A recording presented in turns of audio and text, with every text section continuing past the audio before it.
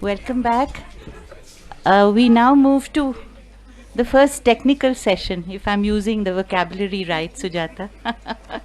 And this is called the current state of play on nuclear disarmament. And we have none other than the one and only Ambassador Sujata Mehta. You know, Sujata, those of you who know Sujata know how self-effacing she is. And she had threatened me with dire consequences if I read out her CV. She said, you just say that this is Sujata Mehta and she's here and she's chair. Well, unfortunately, I cannot completely break from protocol, even though I take her protestations on board, and I shall make it very, very brief. She was the former ambassador and permanent representative of India to the Conference on Disarmament.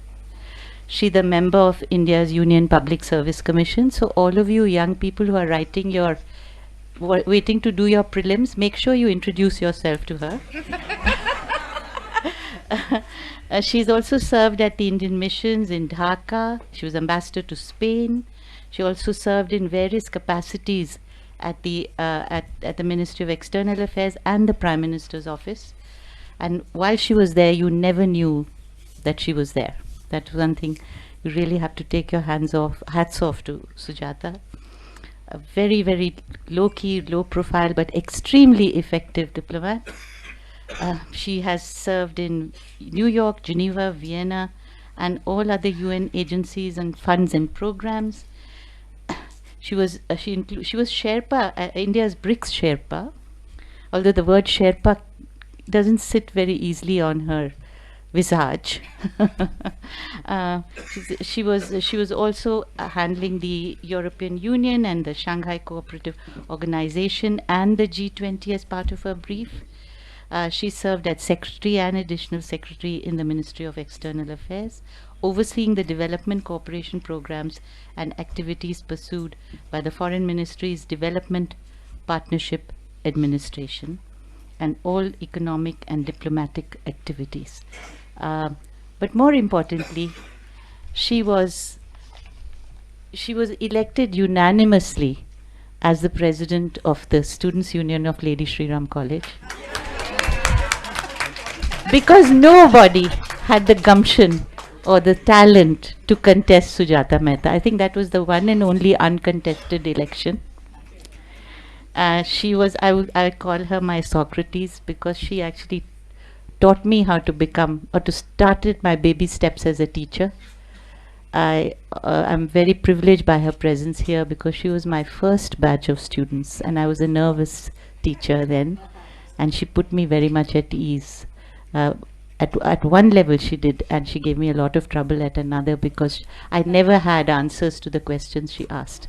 So I would tell her, please give me a day or two, I'll study this and come back to you. So that's Sujata Mehta for you. She'll chair this session, and this session is going to, shall I say, cover a lot of ground. It's a longer session, and so over to you, Sujata, to introduce the speakers and with some remarks from you, please.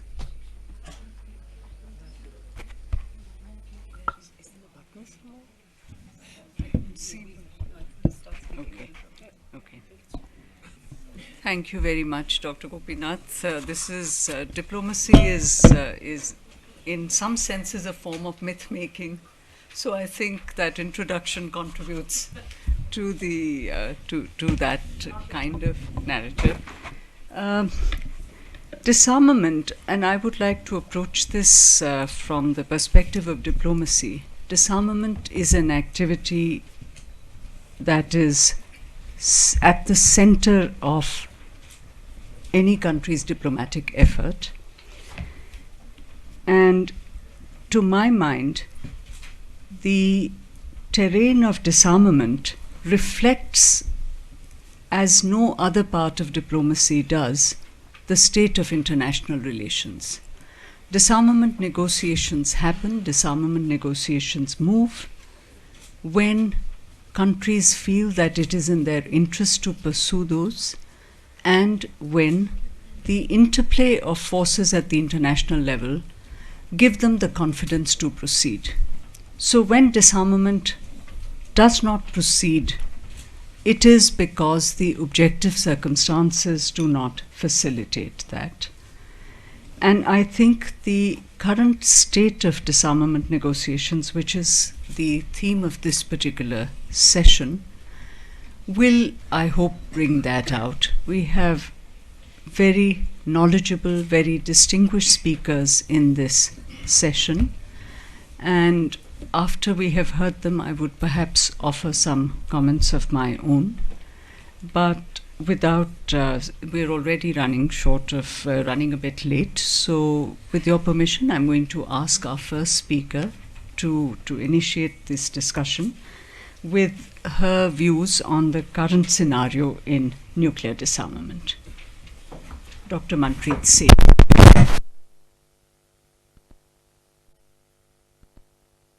Have the floor. Chair, and also good morning to everyone. Such a pleasure to see a full house on a subject which we don't normally think of as a fashionable subject. In fact, in the seminar circuit, I don't remember.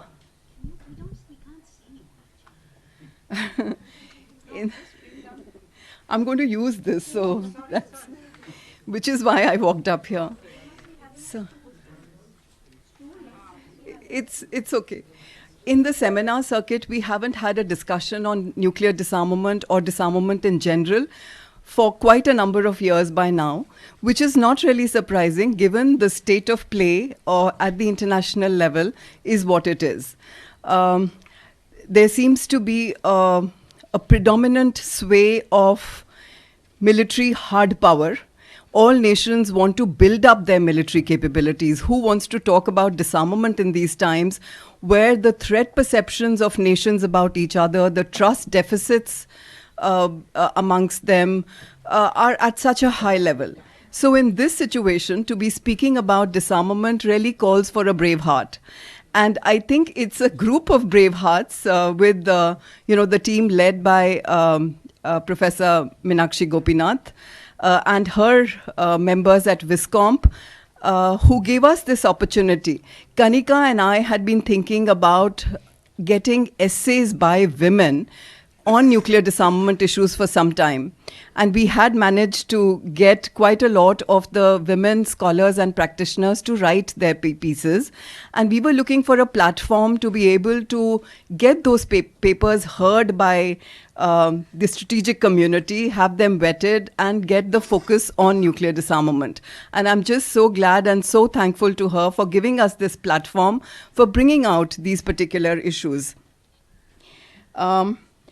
Also, before I start, I think what I wanted to say, we heard about mainstreaming gender by Ambassador Lakshmi Puri. And I think what we are doing in this format is not just mainstreaming gender, but also mainstreaming disarmament, which seems to have fallen out of, everyone's thinking at this moment in time.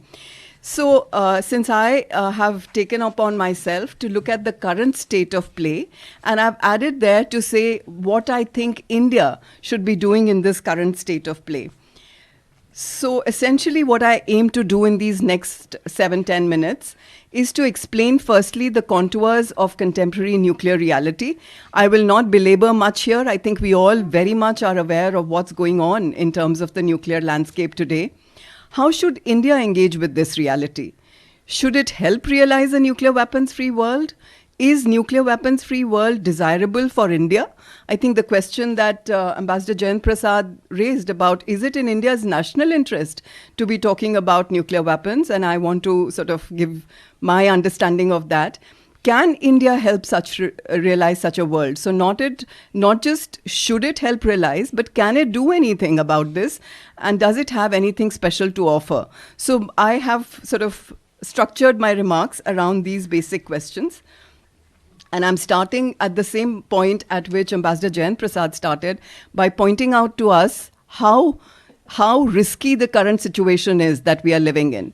The Bulletin of Atomic Scientists, this graphic, clock face, which tells us or gives us a sense of how close we could be to nuclear Armageddon. They've also brought in climate change as a very important component of marking the time on the clock. But we are at 100 seconds to midnight, which is the closest mankind has ever been to being in this situation. We were at 17 minutes to midnight, which was the farthest ever when the Cold War finished. Cold War ended, and there was a hope. Thank you. There was a hope that we might have nuclear weapons become the detritus of Cold War and that they would be banished in some time. Nothing of the sort has happened. We seem to have moved in the other direction, and from 17 minutes, we are today at just about 1.5 minutes to midnight. So there are 10 things about the contemporary nuclear reality that I want to highlight here, largely as bullet points, as I learned from Professor Mahapatra. When you're in an audience that is as knowledgeable as we are, I just need to speak in bullet points. So we are in a situation where we have multiple deterrent relations. Unlike the Cold War, where it was only the two superpowers who were defining what deterrence was all about, today we've got 9 countries with nuclear weapons and multiple nuclear dyads, many of them elongating into strategic chains. So it's not just about 2 countries, reciprocating actions only amongst themselves. It's a whole host of countries that become active in a particular deterrent relationship. All of these countries have varied forms of deterrent strategies. So unlike the US, USSR, who had a certain almost agreed concept of what deterrence was all about, we are particularly in today's times looking at all of the nuclear weapon states approaching deterrence in their own manner. There are what we see in the form of Russia's escalate to de-escalate strategy, where they seem to signal that we could use a low-yield nuclear weapon in order to, bring down the conventional conflict. Pakistan and DPRK pretty much echo the same kind of an approach to deterrence. We have the US Nuclear Posture Review, both in 2018 and what has come out this year in 2022, talk still about the concept of limited nuclear war, that you might have a low-yield exchange of nuclear weapons in regional contexts. And then you've got an approach which has come in China's ambiguity, where they think about dual-use capable missiles. They're commingling their missiles. They are presenting them as something that would complicate the deterrence for the US. And this ambiguity then brings its own risks. But China seems to have arrived at a conclusion that it wants these risks, that they are actually good for deterrence. So from the Cold War, after the Cuban Missile experience, the understanding was a nuclear dyad works for stability, that you don't want a crisis situation to, get out of hand. But here is China giving out a policy to say it's okay to have risks. In fact, it's risks that is going to keep the crisis at bay. And that's an approach which is quite different in deterrence. We have nuclear modernization across the 9 nuclear weapon states, whether you call it modernization, expansion, upgradation of the legacy systems. But what's going on essentially in all the 9 nuclear states is simultaneous development of offensive as well as defensive systems. So with the ABM, the Anti-Ballistic Missile Treaty, out of the window now, countries are working on ballistic missile defense. And then to defeat the missile defense, we are moving towards more and more sophisticated cruise missiles, multiple independently retargetable vehicles on missiles, and hypersonic missiles now. So both trends are showing themselves at the same time. We also see intersection of new technologies, cyber, space, artificial intelligence, which is going to be intersecting with nuclear deterrence in ways that we don't even understand yet, how the complications are going to arise, but this seems to be on the anvil. And amidst all this, the arms control architecture is crumbled. In fact, just today morning, I was reading that the New START future negotiations, which were going to begin in a bilateral consultative committee today, Russia has said they're not going to be participating in that. So the only agreement that exists on New START will also phase out in 2026, and we don't see anything worthwhile on arms control at this moment. Increasing salience of nuclear weapons. That's what seems to be right now, where everyone feels that there is a political perception of nuclear weapons as a deterrent weapon, which seems to be on the rise. Norms are under shadow. This has been said in the morning as well. So there is a growing possibility of proliferation. And what about the norm of non-use of nuclear weapons? I remember in 2009, Thomas Schelling wrote a great paper in Daedalus in which he argued that we are in a situation of what he called nuclear quiescence. There's a nuclear quiet between the US and USSR, between the East and West, and therefore there's no need to move towards disarmament. We have worked on stability. We know how deterrent stability works. We don't know what a nuclear weapons-free world will be like, and therefore is it worthwhile to even move in that direction? From 2009 to now, I think we are no longer in that comfortable zone of nuclear quiescence amongst anyone. And the norms that people thought were now eternalized in terms of non-proliferation and non-use of nuclear weapons no longer seems to be the case. We are in increasing dangers of stumbling into nuclear war, largely due to inadvertence. I don't think any of us thinks that a rational, logical, coherent decision can be made on the use of nuclear weapons, and you will come out better after that. But the possibility of misperceptions, miscalculation, and therefore stumbling into nuclear war is definitely on the rise. While the nations are not speaking to each other, we do see a reach and influence of the non-state actors. They are very much speaking to each other. They are very well networked. And therefore, the chances of nuclear terrorism are also at a high. And amidst all this, there are obviously few takers for the elimination of nuclear weapons. And this is despite the Treaty on Prohibition of Nuclear Weapons having entered into force. But it largely seems to have disarmed the unarmed for now, because none of the nuclear weapon states are interested in what this treaty is all about. So we are in a situation of nuclear free fall. And where do I see India in all of this? Should India be a passive observer to what's going on? Should we just let the situation slide? Can we insulate ourselves against the nuclear risks that I've just pointed out to you? And especially for our region, where Pakistan believes in creating crisis, there will be crisis between the countries. So in situations where we could land up on crisis instability and getting sucked into an arms race, because we do see our neighbors expanding their own nuclear capabilities, can we then insulate ourselves against the nuclear risks that exist? Or can and should India actively shape the debate on nuclear disarmament?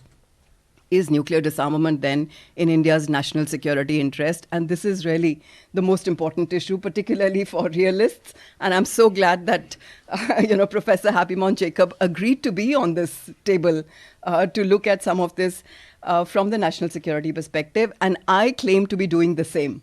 I think I'm looking at national security also when I'm looking at the issue of disarmament. So some more questions to answer. If we think that disarmament is in India's interest, then these are the questions that we need to answer. What kind of disarmament? Unilateral disarmament is not something that any of us is advocating, but something that can be multilaterally negotiated and is inclusive of all the nuclear weapon states, which is non-discriminatory, so not allowing for certain concessions for some states, which is verifiable. Interlocking systems of confidence building measures that can be brought in to trust but verify what we are suggesting with the idea of nuclear disarmament. And the other question we need to answer in order to understand whether it's in our national security interest or not is, why does India have nuclear weapons? It is for the narrow role of nuclear deterrence. Our doctrine says it's only to deter the nuclear weapons of the other side. And if the other side doesn't have nuclear weapons, then we don't need nuclear weapons either. We are not trying to bridge conventional asymmetry or, answer terrorism through the idea of nuclear weapons. So if we can have a multilaterally negotiated disarmament agreement, then it's possible for India to argue that it is in our national interest to give up nuclear weapons. The other question is, how do nuclear weapons actually complicate our security? If we think it's in our national security interest, then how are they actually complicating the security for us? Pakistan uses its nuclear weapons as a shield for carrying on terrorism.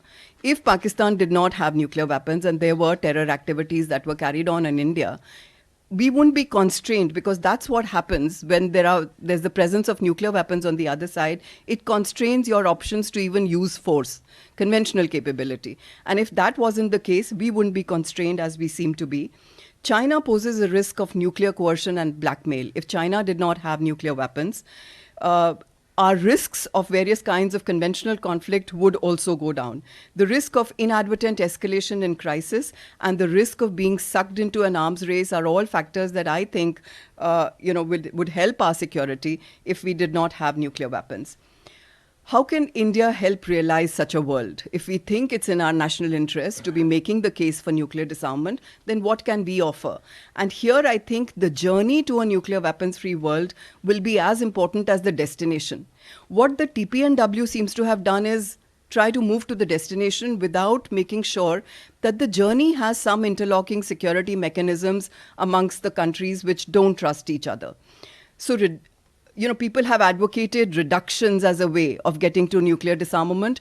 I don't think that can ever be the case because one will always argue that, you still need it for national security. And just as India gave the world the concept of zero at one point, in disarmament, I think we need to give that concept of zero once again, because even roadmaps that are talking about getting to elimination of nuclear weapons still seem to believe that zero is not an option, that there will always be some international authority or, all kinds of ways of looking at how you will still be able to keep that wherewithal with you.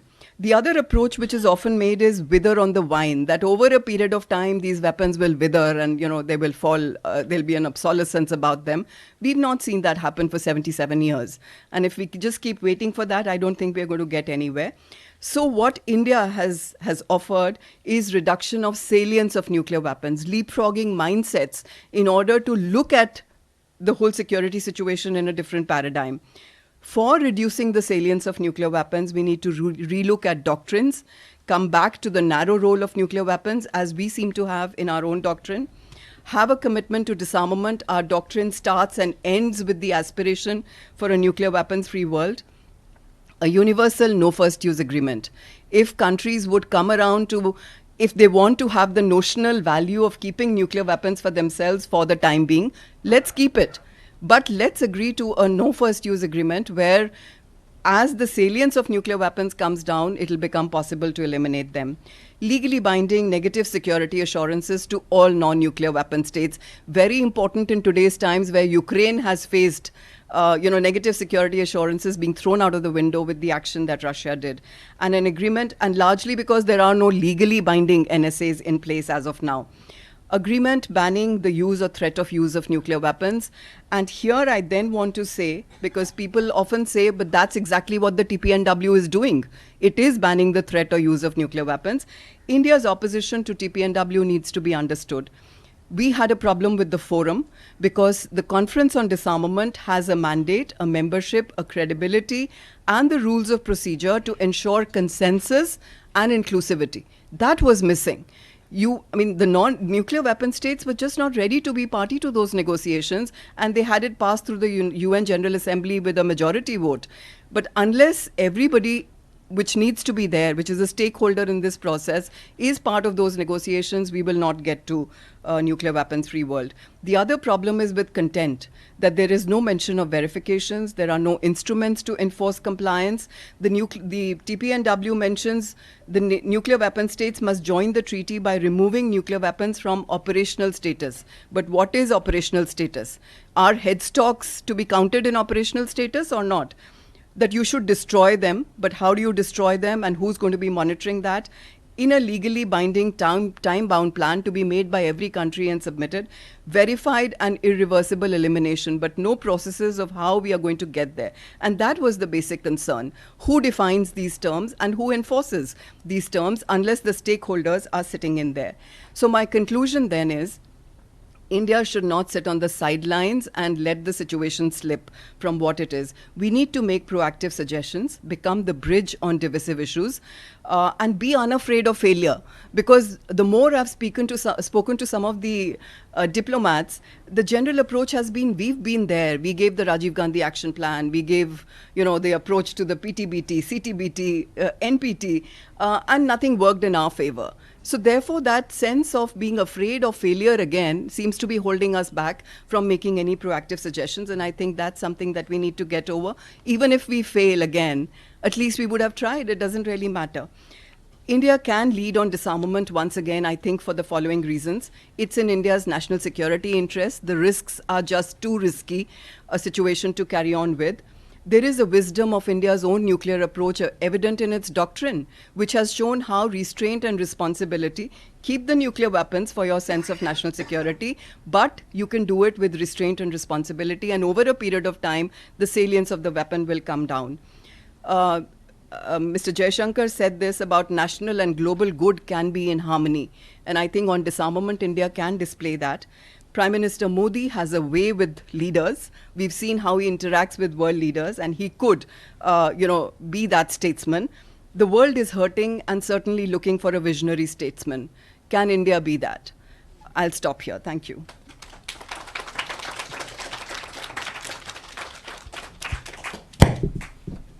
Manpreet, after a chilling start, you've ended on a high visionary note.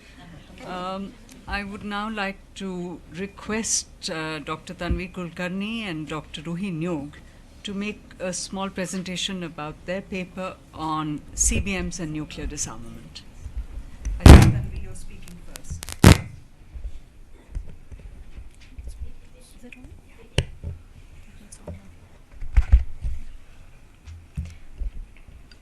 Thank you, Ambassador Mehta.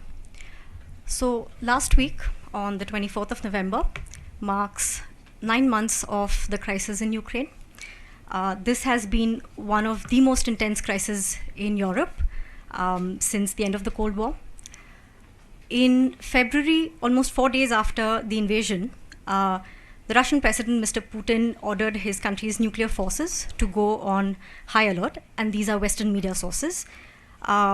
And high alert was a special mode of combat duty.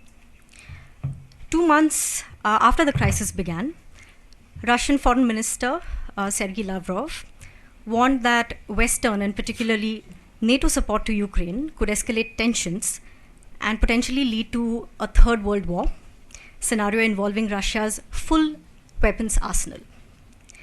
As the war intensified in the following months, in September, President Putin made his infamous public statement that Russia will use all means at its disposal to defend the country's territory, widely interpreted as nuclear signaling and a threat to use nuclear weapons. He also accused NATO of nuclear blackmail. Ironically, at the beginning of the year, in January, in what is considered to be a terrific diplomatic achievement for the disarmament community, the leaders of the 5 nuclear weapons states and the nuclear weapons states as designated by the NPT reiterated the Reagan-Gorbachev statement that a nuclear war cannot be won and must never be fought. It is also in the same statement that these N5 noted that for as long as nuclear weapons continue to exist, they should serve defensive purposes, deter aggression, and prevent war. So against this bleak background, and one that was also painted by Dr. Sethi earlier, disarmament has never seemed to be as distant a dream as it is today.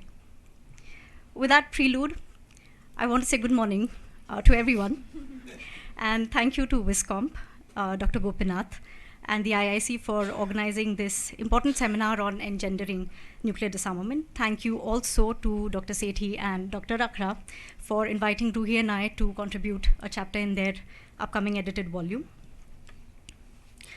At the outset, I have to say that when we were given the topic of CBMs and nuclear disarmament, we expected to explore a deeper and more clearer connection between confidence-building measures, foreign policy, and disarmament, not just in conceptual terms, but also in practical terms. We aim to study how foreign policy and nuclear disarmament relate to each other, and more specifically at how states employ CBMs as tools to promote efforts towards nuclear disarmament. We began by asking the questions, how do states operationalize and institutionalize confidence-building measures within their foreign policy to promote disarmament? And conversely, how disarmament narratives are structured in the service of broader foreign policy goals and strategic objectives. A good way into our research for this chapter, we realized that the connections between foreign policy, CBMs, and disarmament are not very easy to come by. And it can be rather a struggle to find actual practical examples of this connection. So while nuclear deterrence continues to be the dominant lens through which the nuclear order is perceived and organized, and nuclear weapons now seem to be more central to the security calculus of the big powers, there have been some significant interludes that brought disarmament back on the agenda, the world agenda. And these have especially followed periods of deep crises. Some visible efforts toward nuclear disarmament have been the Baruch Plan of 1946, the INF Treaty of the late 1980s, the various agreements that established the nuclear weapons-free zones around the world, President Obama's 2009 Prague Agenda, initiatives given by countries like India. And we've seen that some of these efforts have been successful, some have not been successful, and as we've seen in the past, some have been overturned. What these show, however, is that even though disarmament narratives have not been able to pose a worthy challenge to the deterrence theology, nuclear armed states have time and again enunciated a commitment to disarm, even if it is a lip service, and while they continue to expand and modernize their nuclear arsenals. So Ruhee will speak more to what incentivizes states to make this choice. But coming to confidence building measures, in the interest of time and of course the expertise that is present here, I won't go into what are confidence building measures and what purpose they serve. But I'll say that CBMs are one of the many tools at a state's disposal to conduct foreign relations and manage their external security environment. There is no one standard definition for CBMs, and there is also no overarching theory of confidence building. The CBM approach received extraordinary popularity in the immediate post-Cold War period because it was seen to have contributed to de-escalating tensions and stabilizing the East-West relations.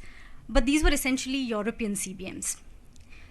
If we ask why and how actors choose to negotiate CBMs, then we'll see that CBMs require a lot of coordination and cooperation, and they are negotiated actions that require decision-making and strategizing in order to have mutually acceptable outcomes.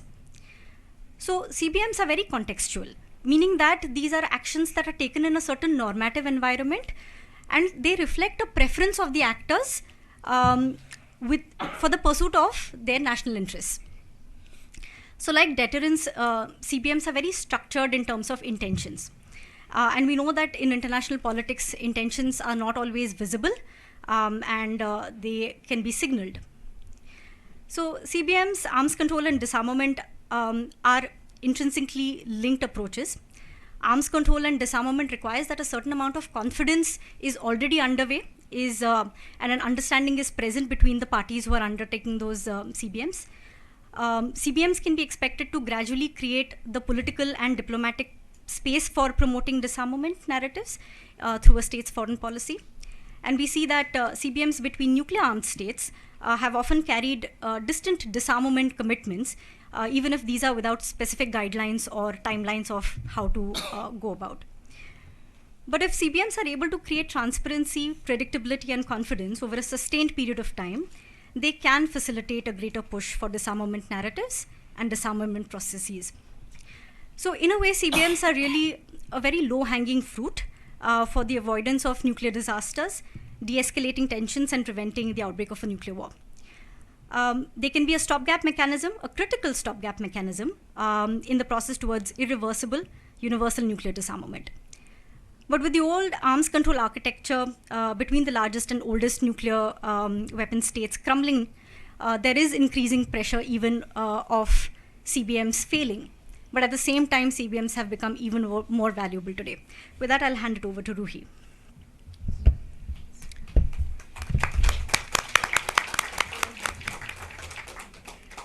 Thank you, Ambassador Mehta, and thanks, Tanvi. So I'm going to commit the cardinal sin of reading today for the most part because of a series of unfortunate events. So Tanvi referred to the P5 joint statement right at the beginning of her remarks. And of course, what is relevant for us here is that this was as recently as January 2022. And in this statement, the 5 nuclear weapon states reiterated their commitment to Article 6 of the NPT, which we know confers on these states the legal obligation to pursue disarmament negotiations. We also know that the statement was made in an environment of increasing geopolitical tensions, with Russia's invasion of Ukraine beginning just over a month, a bit more than a month later. So, if anything, and this point has been made repeatedly now, even in this session, I wasn't there, with my apologies for the earlier one, but I'm certain this was emphasized in the first session as well, which is that the role of nuclear weapons in national security discourses perhaps is the most prominent now than it has been in the recent past. So then the question that arises, and this Tanvi flagged for me in her remarks as well, is that if nuclear abolition is a dream, right, if it is an unrealistic goal, then what incentivizes states to make this choice over and over again? And this ties back, Ambassador Mehta, to your opening remarks. Tanvi and I, in our draft chapter, that is with the editors of the book, we flag 3 motivations. I'm sure there are more, but for the purposes of this particular discussion, we feel that the normative, the moral, and the structural are of most relevance, but we also use these to argue that ultimately it is almost always a strategic choice. And this, as I said, Ambassador Mehta, was the point you made earlier, and I'm also very pleased to see that I'm not actually reading very much. So the first one is the normative logic. Disavowing nuclear weapons, if only in word and not in kind, it's simply the done thing to do, right? It's the precedent. Dr. Manpreet Sethi spoke about the nuclear taboo or non-use of nuclear weapons. That follows the same logic. Now, both of these are ostensibly premised on the belief that by eliminating nuclear weapons, which are one of the primary tools that you would use in the struggle for power in the international system, by eliminating those weapons, you are eliminating also the likelihood of their consequences. Tanvi and I argue that adhering to the norm or to a set of norms is also a strategic choice. And we think so because 1, you are demonstrating that you follow the rules of the system, and 2, you are using this narrative to distinguish yourself from those that are not rule followers, who then become system outliers.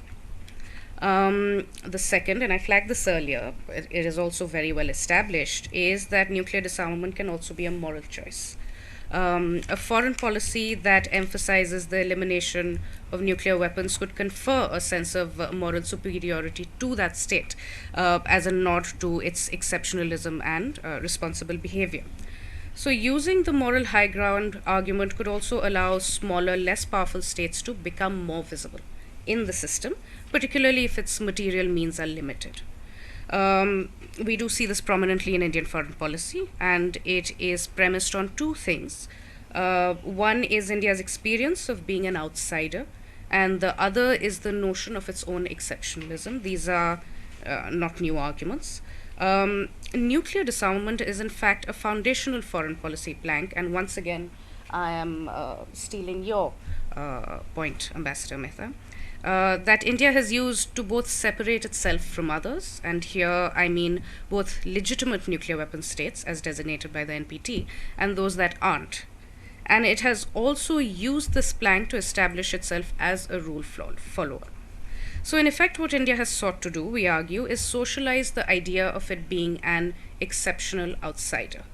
That even if it is outside of the NPT, 1, its nuclear credentials are legitimate, 2, that its decision to nuclearize was made reluctantly as a result of its circumstances, and 3, that it adheres to the rules of a deeply unequal system, in spite of being choosing to be outside it. So what this shows us is that the language of nuclear disarmament is also a strategic choice for legitimacy and to occupy space in the system on one's own terms. So an example of this, of course, again referred to earlier, is the Rajiv Gandhi Action Plan that was proposed to the UN General Assembly in 1988. Another one that is of particular interest to us is the name of the division within the Ministry of External Affairs that is concerned with nuclear matters, and the order in which the words in that name are arranged.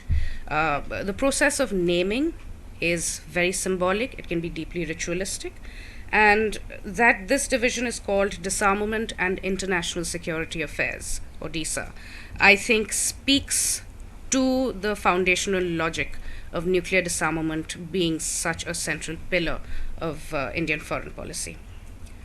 Finally, this will be my last point, which is the third motivation, again flagged earlier, which is the structural logic driving the focus on disarmament. And these effectively translate as attempts at control, which means that you are working to prevent potential future threats to the balance of power, and you're doing so by shifting the conversation towards non-proliferation and disarmament.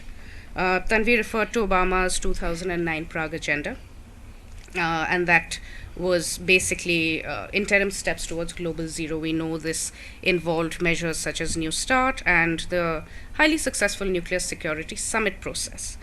We also know that Obama was branded naive by many. He did acknowledge, though, in his speech that all the lofty goals that he had identified were, of course, unlikely to be achieved in his lifetime. But still, this turn in US policy could be seen as a realist response to what then were relatively new developments in the international system that, in the United States' perspective, would have necessitated the devaluing of nuclear weapons in security discourses, because this would pose a direct threat to it. And these developments would have included, for example, the rise of non-state actors as nuclear contenders, and nuclear developments in Iran and North Korea. So both of these would have challenged the notion of order in the US-led order, and were hence hostile to American national interests. And so here, within the structural realm, or within the structural driver, the strategic motivation is actually most explicit among the three that we flag in our chapter, which is the normative, the moral, and the structural. I will bring this to a close here, but before I do, I would like to thank first Ambassador Mehta, Dr. Sethi, Tanvi, for your fantastic remarks. A special thanks to Wiscomp and Dr. Meenakshi Gopinath for the invitation to speak at this conference, and also for organizing it. To Dr. Manpreet Sethi and Kalinga also for inviting us to contribute to the book. And finally to Seema and Shilpi of Wiscomp for putting up with our bad behavior this morning. Thank you.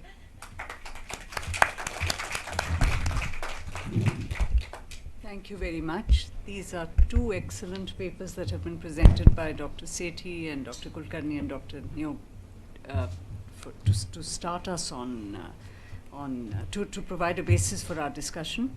I now have the privilege of inviting expert comments from two very distinguished scholars, Professor Chintamani Mahapatra first, so if you would please.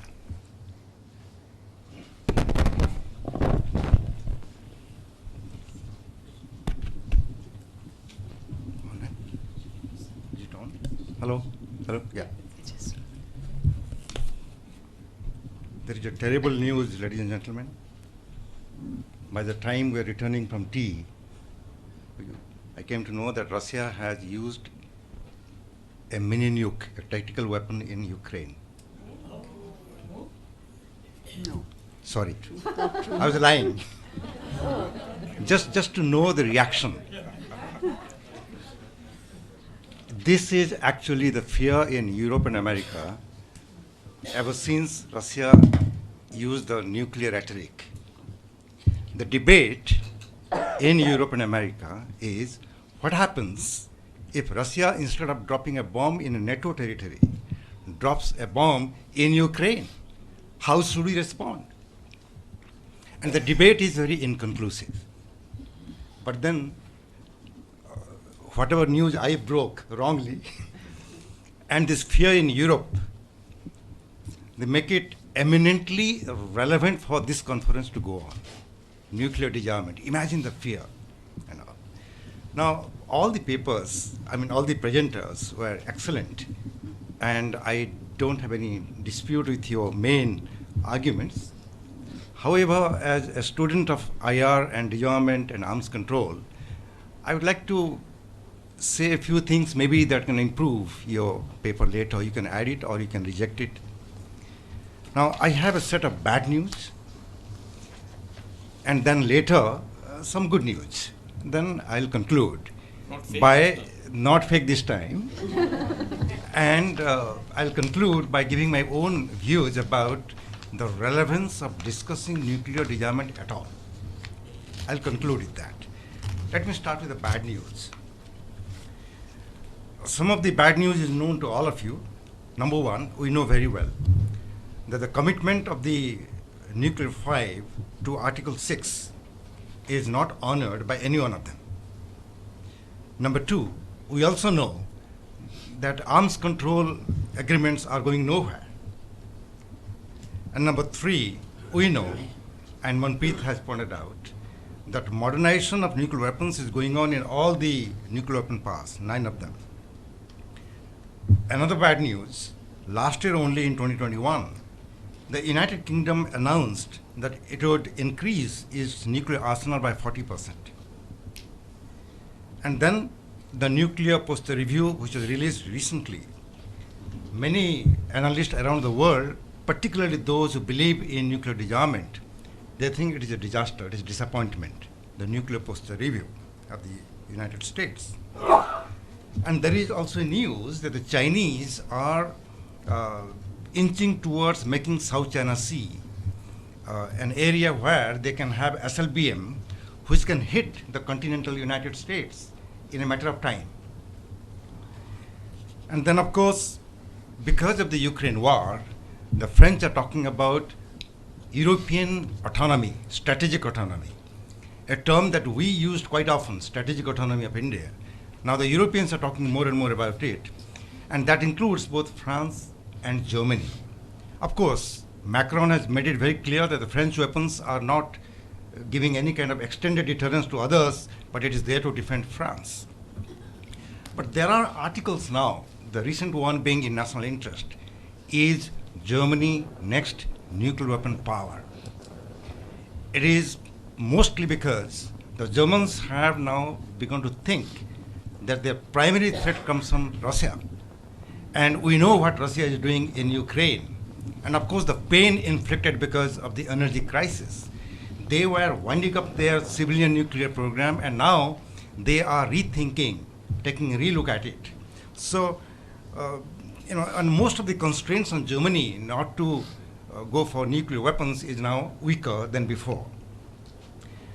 Then other set of countries which are directly or indirectly enjoying the extended nuclear deterrence with the United States. South Korea, for example. We all know that in 1970s, South Korea was trying to develop a nuclear weapon under American pressure. They did not. And there have been a microscopic minority of people in South Korea which have always been saying that we must have our own nuclear weapon. In recent months, large number of strategic thinkers and writers in South Korea are saying we must have our nuclear weapons, or else the United States should redeploy its nuclear weapon in South Korea. It's all in response to what the North Koreans are doing. A North Korean leader only recently made a statement that we are going to have the most powerful nuclear bomb in the world. And we all have been witnessing the missile test by North Korea. Japan, the only country that suffered the nuclear attack. Now, what does Japan think? Japan did not support this treaty on prevention of nuclear weapons. It did not. And in fact, even in Japan, there are many people who are questioning the relevance and the trustworthiness of extended nuclear deterrence of the United States. And all these things are being talked about in the backdrop of the Trump phenomenon in the United States.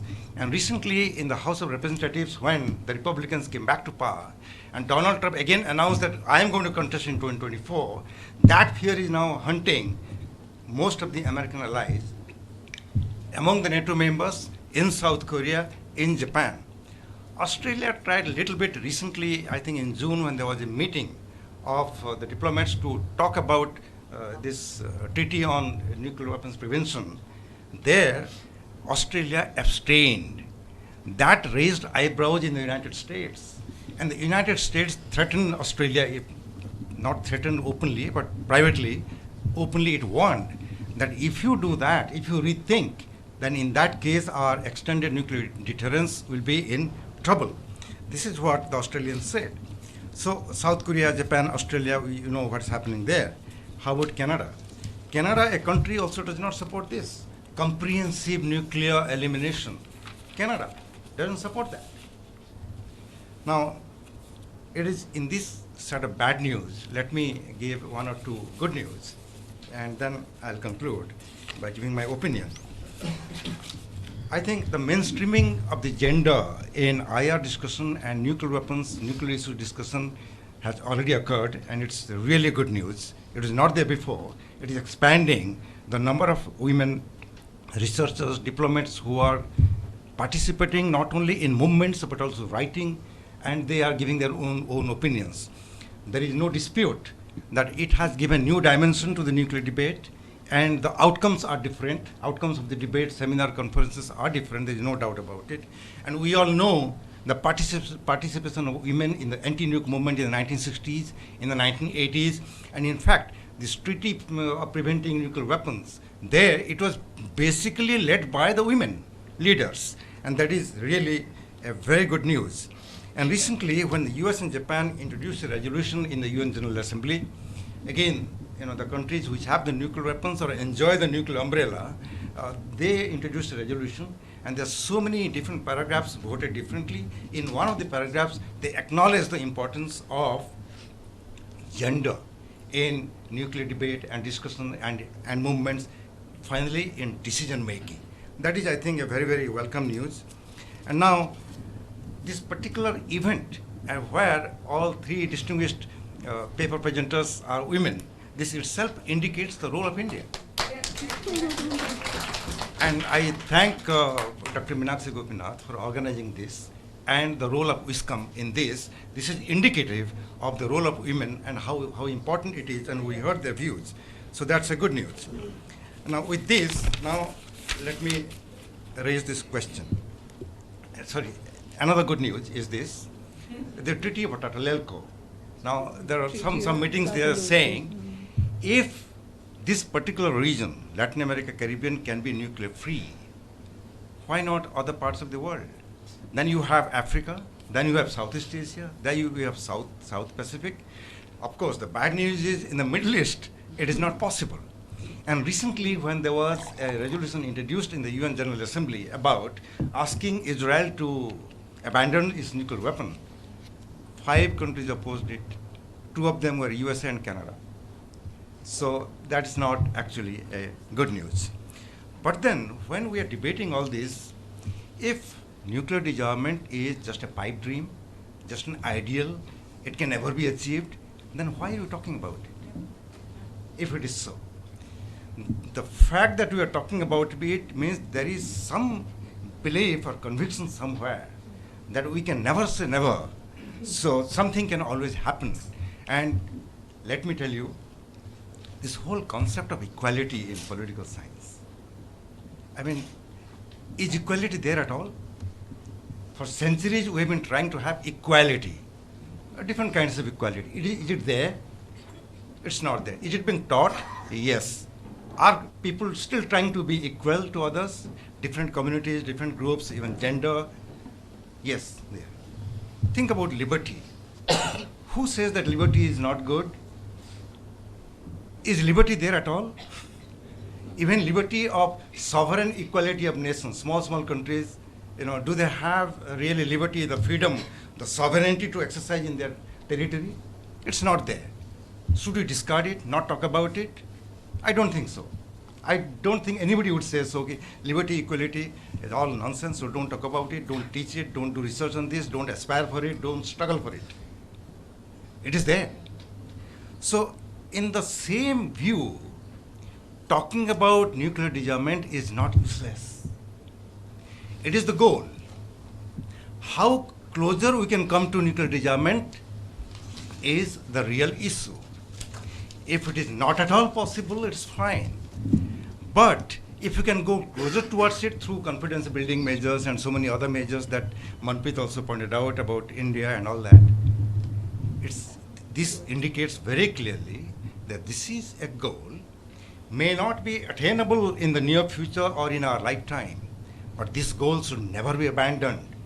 Having this goal, talking about it, debating it, itself has a use to prevent nuclear war. So I think it is very, very important. Now, those who argue, this is my final comment, those who argue nuclear weapons are only political weapons. Those who argue you can have the weapons but you cannot use it. Even Xi Jinping recently says we must not fight a nuclear war. Why are you having your modernization?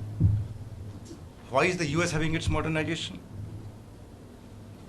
That means the danger is alive and imminent now. We cannot rule out anything. That is why we must talk about arms control and nuclear disarmament, step by step maybe, but we should never abandon it. Thank you for your attention. Thank you very much, Professor Mahapatra. I now invite Professor Happymon Jacob for his comments. Thank you, Ambassador Sujata Mehta. Thank you, Dr. Gopinath, for the invitation. Dr. Sethi, Dr. Kulkarni, Dr. Neog, There's no doctor. Ruhee Neog.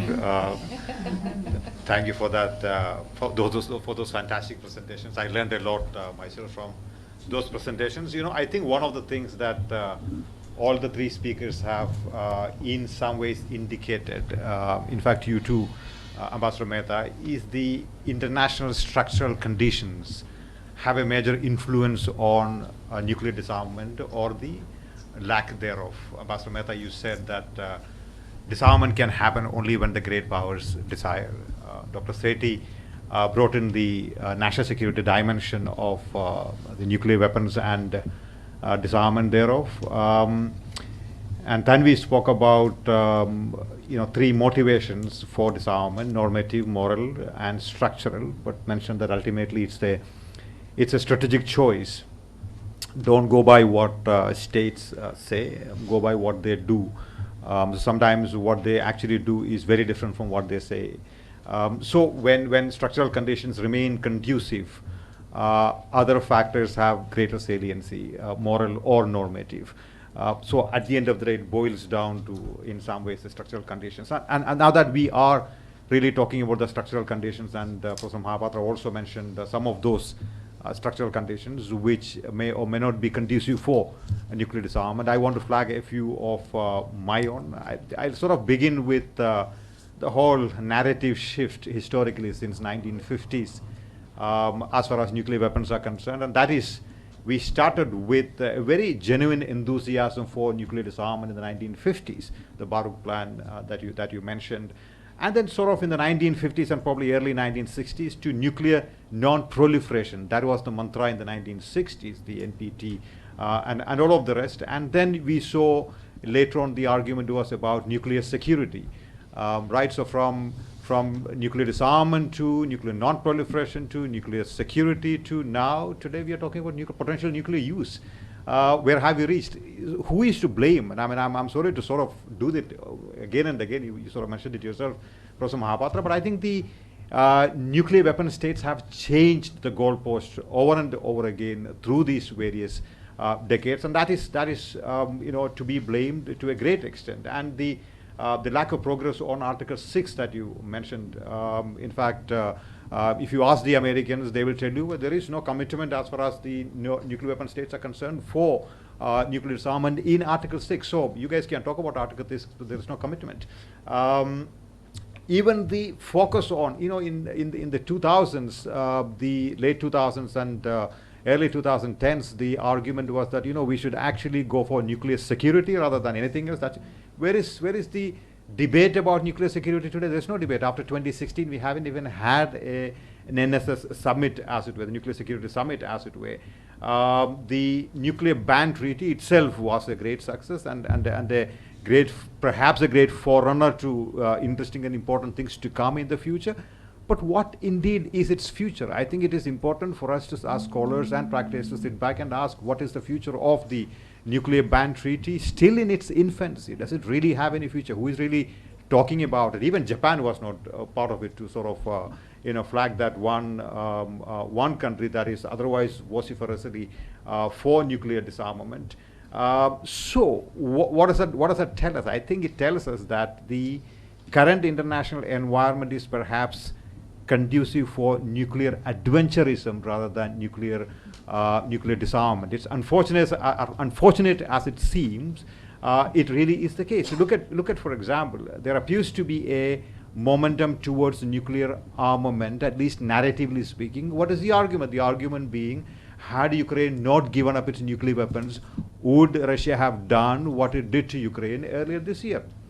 I don't know. Maybe not. Maybe yes, maybe not. But at least there is that logic that is sort of that is creeping up. There are, as Prof. Mahapatra pointed out, there is some rethinking in some of the threshold states. In South Korea, for example, in Japan, for example, Japan is still, you still have a public opinion that's very much against nuclear weapons. But you saw the late former Prime Minister Shinzo Abe said at some point of time, he said that Japan should break a long-standing taboo and hold an active debate on nuclear weapons, including a possible nuclear sharing program similar to that of NATO, of placing nuclear arsenal on Japan's soil. South Korea has been making some serious rethinking about nuclear weapons. It now has SLBMs, which means it has a delivery mechanism. It may not have the nuclear weapons yet, but it's a threshold state. It can probably make nuclear weapons. And there is, if the shrinking credibility of the American extended deterrence towards South Korea continues to shrink, say, under a new Trump administration, hopefully not, then all bets are off, as somebody said this morning. Even the Americans are, Jeffrey Lewis at the Middlebury Institute recently made the argument that since the US has not managed to denuclearize North Korea, it is now more likely to accept a nuclear South Korea. Issues of that kind.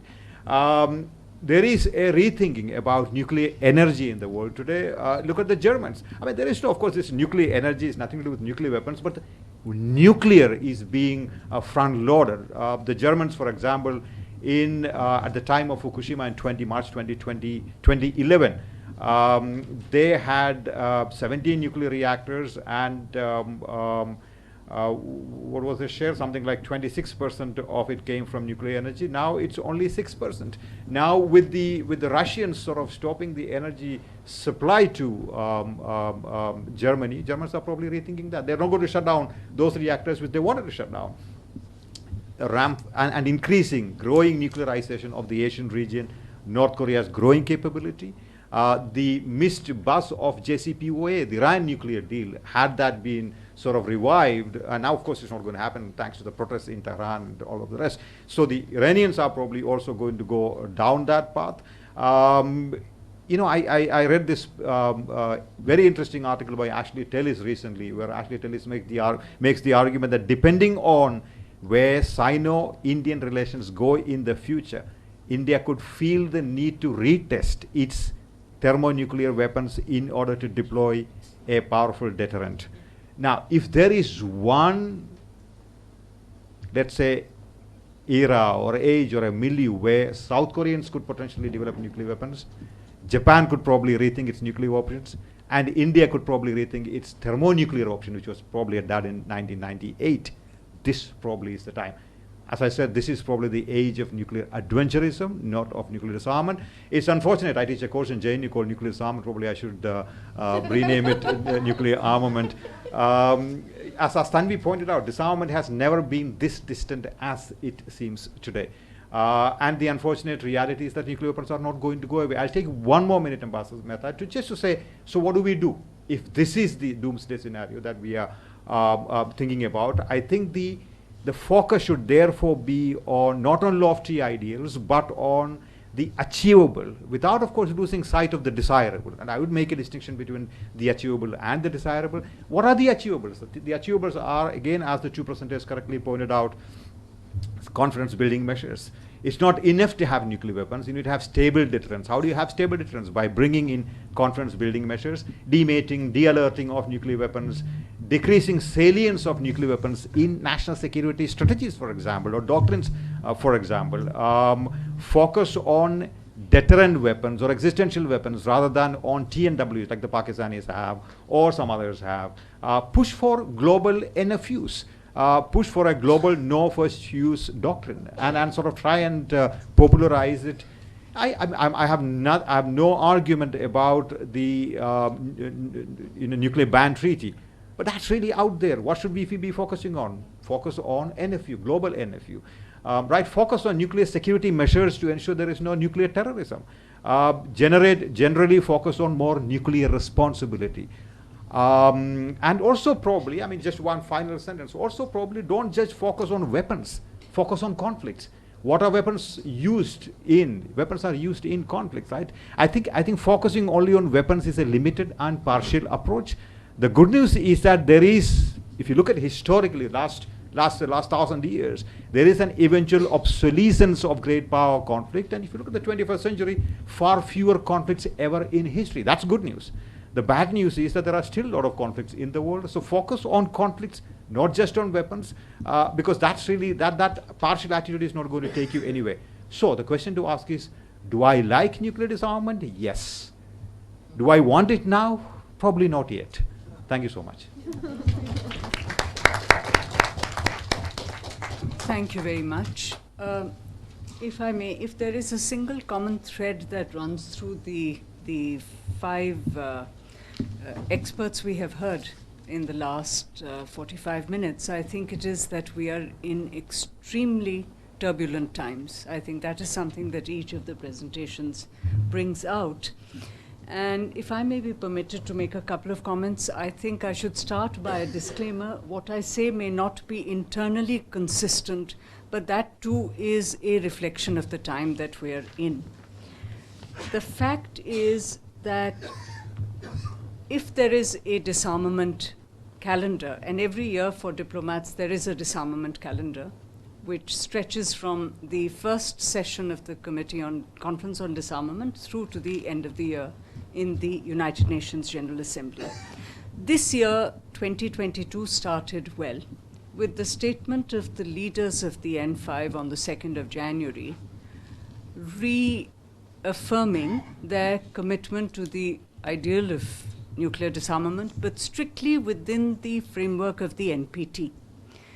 And let us see why they said that. They said that because 2022 was supposed to be the review conference year. And I think in retrospect, they're probably glad that they issued it in January, because come February, there was no way they could have come up with any common position. The fact that they could not come up with a common position was apparent in 2022 August, when at the RevCon they could not even make a joint P5 statement. This happened for the second time, that they couldn't have a joint statement, because this had happened in 2015 as well. And that had followed the Russian takeover of the Crimean Peninsula. So I think it is clear that we are in extremely turbulent times, and there is a growing salience of bloc rivalries. I think bloc rivalries are coming to face us, as has not been so, I think, since the early 1990s. We're also seeing the enlargement of NATO, and the countries which are joining NATO are otherwise those which are at the humanitarian end of the spectrum. So I think that tells us something, that these are countries which have been leaders in the TPNW negotiations and now are actually accepting the nuclear umbrella and have no problems and have no conceptual or moral problems with that. Europe is at the center of international preoccupations at this time. This despite the fact that there are long-running conflicts elsewhere. But for everyone, Europe has, in a sense, become the security preoccupation, because this was earlier regarded as a settled area.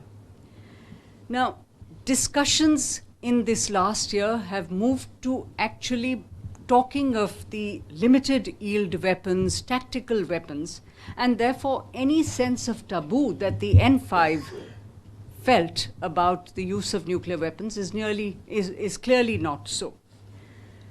In this situation, what should India be looking at? Should India be talking of disarmament? Certainly, I mean, as a normative ideal, there is no question at all. We should not give up our position of always talking of nuclear disarmament as an ideal situation, and one that all of us should be committed to, but it has to be a voluntary effort. Nuclear disarmament cannot be an imposed situation. It cannot be that some countries are required to forswear an option which others are not willing to make. By their very nature, to be talking of tactical nuclear weapons, to be talking of limited use weapons, is fundamentally a misconception. It is fundamentally misinformation. So for us to look at the region in which we are situated, where in fact turbulence is growing, no one is talking of what AUKUS is doing, of the new factor that AUKUS brings into our neighborhood. So I think we need to raise public consciousness of the dangers of unrestrained, unbridled nuclear weaponization, but on the other hand, we cannot not refer to growing uncertainties in our neighborhood, in our periphery, and globally. So I would like to basically say that when nuclear disarmament is not a state that occurs when great powers decide. Professor Jacob, you referred to nuclear disarmament as a decision to be taken by great powers. My concern is that it has to be a voluntary activity, it has to be multilaterally negotiated, it has to be universal, it has to be verifiable, the standard Indian position. Till such time as we are able to take credible steps towards universal nuclear disarmament, I think for us to be talking of going beyond a step-by-step approach would be fundamentally unrealistic. So with those words, I would like to say that the floor is open for anyone who wishes to comment, who wishes to raise questions for our presenters. The floor is open. Please introduce yourselves. Ambassador Sharma to begin with. 5 minutes. Okay. I'm speaking in the next session, but going by this morning's session, I just wanted to bring in this confluence of women's issues and women's movement and disarmament. And I just wanted to point out, again, it's bordering on the slightly frivolous, but you know, there was this film Lincoln, in which Abraham Lincoln is trying to work for abolition of slavery. And he has been fighting the Civil War, and he's been trying to get the Democrats. He was the GOP. He was trying to get the Democrats. And in one meeting, he succeeded in getting the Democratic leaders to be, talking about it. Mm-hmm. And what this Democratic leader speaks, and this is Spielberg in his best form, he says, you know, we want abolition of slavery. We are not thinking about giving voting rights to women. So this is 1863 or 1864. And women's rights were considered, oh, that is untouchable. But look what history has brought us in 100 years, that today women stand much further. So for those who are dispirited by the non-success of disarmament, I'd like to just mention this as a kind of a example from history that don't lose your heart, strive. Thank you. Okay. Well, thank you. And may I request those who are commenting after this to restrict themselves to a couple of minutes. Dr. Gopinath has just reminded us that this session is already running a bit late. So we'd like to catch up where we may. Who's next? Yes, sir. Please, at the back. Madam Sethi, you talked about this PNPD treaty. Who defines who are the stakeholders, who are the verifiers? It is understandable. If it is still a question mark, it is understandable. So since you have presented the paper, what amendments are made in this treaty which can be so that it is acceptable to the most of the countries, negotiations and amendments? Yeah, I think we'll take two. Yes, please. Just very quickly, I'll jump back into the... Yeah. Yeah, it's on. Yeah. Just pull something from the earlier session as well as what's the discussion right now. 2015, the Iran nuclear deal. A few years ago at the Raisina Dialogue organized by the ORF Foundation, they had happenstance 3 of the negotiators, women negotiators of that deal. And in fact, it was quite one of the focus areas, sub-themes was women's participation. And it was quite amazing how they emphasize the particular engendering of that process, because they said that the women brought a pragmatism, and here I'm talking about, in fact, a negotiating process. I'm not talking about moral, structural issues, but what they brought to the table because they happened also to be women. Of course, these are women who had great experience in terms of, I mean, there was Wendy Sherman, there was Frederica, something else from Italy. I mean, these were the heads of the EU and so forth. But the emphasis was, and they themselves recognized this, the emphasis was that had those women not been at the table, the negotiations may still have succeeded, but they would have been much, much more difficult. And I think that as we are discussing this, let us not ignore the kind of negotiating skills or styles that women bring and the kind of difference it makes, because today we do have women in power, women in the seat. Of course, you mentioned locational constraints. After all, you represent the Indian government when you are at these conferences, but nonetheless, you bring your own experience. The second thing is, it's really been so depressing to hear all the doomsday scenarios, which are all, of course, within a very much a realist framework and unarguable that way. But as somebody pointed out here, I mean, there are contradictions all over. One, you're talking about the movement towards strategic autonomy. At another, you have the Scandinavian countries joining NATO. So, I mean, evidently they feel that some confidence in the overall nuclear deterrence umbrella, whereas others don't. So, I mean, I think a lot of things are still in flux. I wonder what would happen to the international system when, in fact, South Korea, Japan, Canada, and all do actually take that one step to becoming threshold nuclear powers.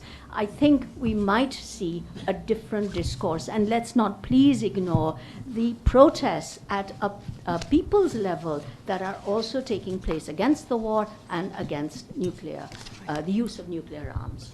Thank you very much. May we take one more comment? Ambassador Lakshmi Puri. Just one sentence. I want to ask the experts here, what would be, say, like the 6-point, proposal that, 6-nation proposal that we had earlier with Mrs. Gandhi and Rajiv Gandhi later took it forward. If we were to talk about India taking up such a nuclear disarmament proposal, what would it look like? Have you envisioned, those experts who are sitting here, have you envisioned that? Because it would be wonderful to have some kind of a blueprint. Right. Would you like to? Manpreet. Thank you very much, and great to get these comments and questions from the floor. Very heartening to see an overflowing room. They had to open the door to get people seated. The first question about TPNW, sir, that you asked. What the TPNW has managed to do is to create a normative push for nuclear disarmament. But the treaty itself is short on any fleshing out of how you get to disarmament. And that's been the basic objection that India has, because you will need a lot of steps to move towards elimination of nuclear weapons. And those steps haven't been listed out, which the TPNW proponents have themselves said. They said we are now it's for the nuclear weapon states to flesh this out and to make those steps available. So a normative structure has been created in the TPNW. There's a lot more that will need to be done to really get that acceptable to the other nations which have nuclear weapons.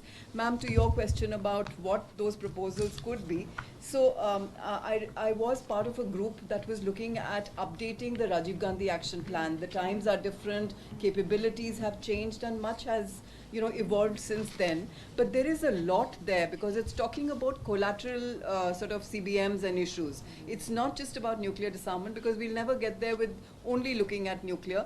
There is such a close linkage between conventional and nuclear, now cyber and other issues. So it can be done. I mean, we can all put our minds to creating that blueprint. But I would expect that some of the steps that we've been talking about will occupy a very prominent place in what we want to do. And since I have the floor, just to mention, I mean, I really like Happymon's statement about current environment conducive for nuclear adventurism. I think that's just so true.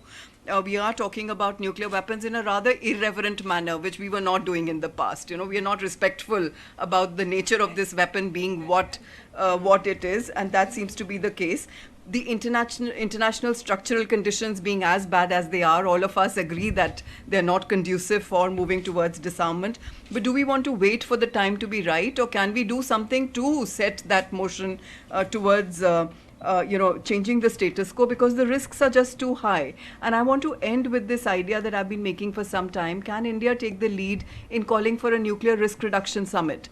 I mean, if we are understanding that the risks are high at our level, but our political leaders don't get it, our bureaucrats don't get what these risks are all about, then like we had the nuclear security summits, which tried to bring that to the political leadership to get them to understand what those risks are, would nuclear risk reduction summit be a good exercise to expose them to the kind of risks that are growing in today's times?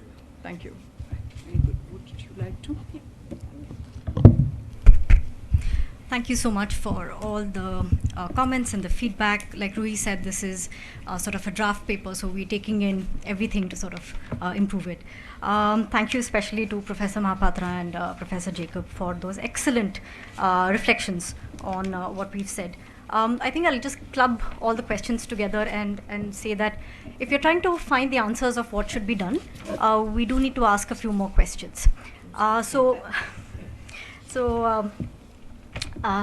Dr. Jacob spoke about how international structural conditions are basically, the deciding framework of what can be done about nuclear disarmament. So maybe the question we should ask is, how do we create those structural conditions? Step-by-step questions and answers. And I think the TPNW was one effort in doing that. I don't think the TPNW was completely insensitive to the structural realities of the nuclear armed states, but it was more of a frustration with the NPT, which basically focused excessively on the security requirements of the nuclear armed states, completely sort of forgetting their commitment to disarmament. And this constant interlocking of non-proliferation and disarmament. So I think the TPNW wanted to sort of create a different normative framework in which we can talk about nuclear disarmament and create different structural conditions. Professor Mahapatra, you spoke about not losing sight of the conversation on disarmament because it is worthy to have it. The question maybe should be then, how do we get states to make that strategic choice of promoting disarmament? And related question to that is, who is the state listening to? What constituencies is the state listening to? Is the state listening to other states alone? Or is the state listening to other stakeholders around the world? We keep talking about, state is listening. I mean, we keep talking about several constituencies. On disarmament, one of the big constituencies that speaks to it has been the Pacific community. Are the big states or are the middle powers listening to the Pacific community? And finally, on on engendering the nuclear discourse. I think the whole point of our conversations today and this seminar that's been put is not really to say that women have strong views on nuclear disarmament. This is just one panel on which 3 women, 4 women are speaking on nuclear issues. But the real agenda is engendering nuclear discourse, as you mentioned. And I have to say that we've only just started. We really aren't there. If you see the global nuclear community in which, for instance, the UN, the CD, less than 1/3 of negotiators are women. And the case is even worse in Asia-Pacific. So we're really just getting there. And I would also say that gender is only one pillar of the diversity we're talking about. There are several other pillars of diversity. So I want to end it there. Thank you. Excellent. We have time for maybe one more comment or 2 more comments. Master. Just a question. So many things and one thing. Risk reduction summit idea. But tell me, factually, we haven't even renewed the agreement with Pakistan on nuclear accidents risk reduction, which lapsed in February, if I'm not mistaken. Yeah. This February it was not renewed. That's right, 22. 22 it was to be renewed. Has it been? No. No? You're bilateral, which is primary for you. So where is risk reduction?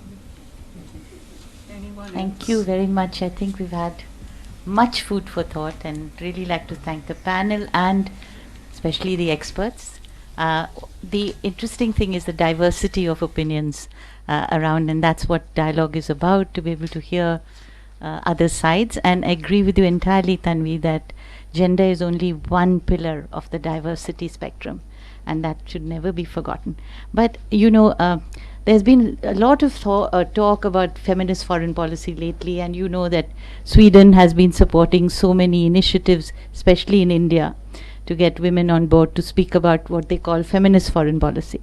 And now Sweden has retracted its feminist foreign policy.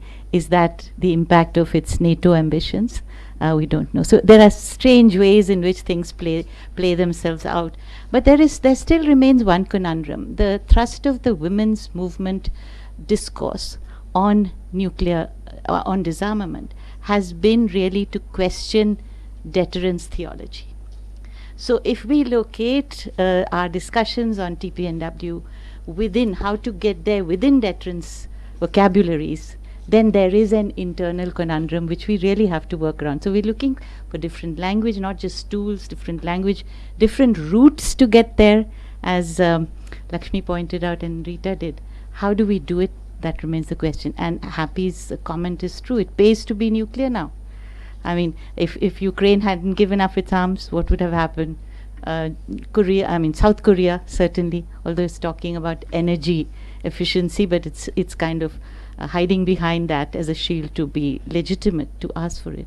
And of course, Japan's own restiveness recently is visible in several fora that you yourself have organized.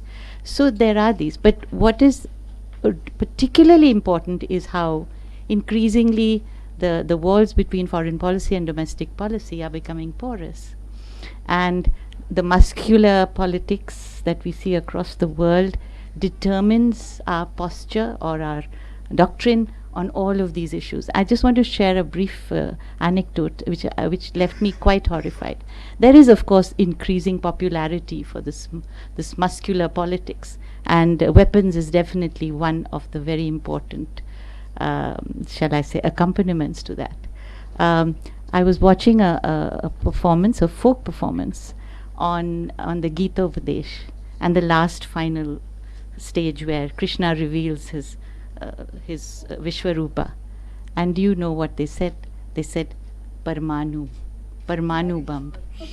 If that sinks into the consciousness of ordinary people, well, then we have a lot to worry about. But we won't worry about that till we've come back after lunch. Lunch is served. And thank you very much, Ambassador Mehta, Sujata, and the panelists. It's wonderful to see such young, dynamic panelists, and thank you very much, Manpreet, for putting it together. Lunch is